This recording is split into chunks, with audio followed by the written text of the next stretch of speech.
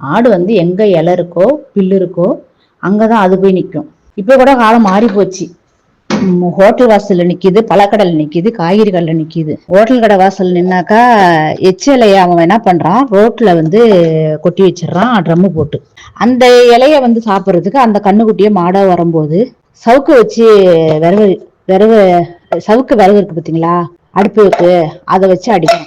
நான் நேரடியா பார்த்தேன். அவன் எங்க அடிச்சிருந்தாக்கா அந்த கண்ணுக்குட்டி அப்படி துள்ளிக்கிட்டு ஓடி வரும். அடி கொடுத்த உடனே நடு ரோட்டுக்கு அந்த மாதிரி துள்ளிட்டு ஓடி வந்துச்சு. நான் அடிச்சத பாக்கல, அடி வாங்கினதுனாலதான் அந்த மாதிரி துள்ளிட்டு ஓடியாந்துச்சு. அவன் விரட்டி விட்டானாக்கா அந்த மாதிரி துள்ளிட்டு ஓடியாராது.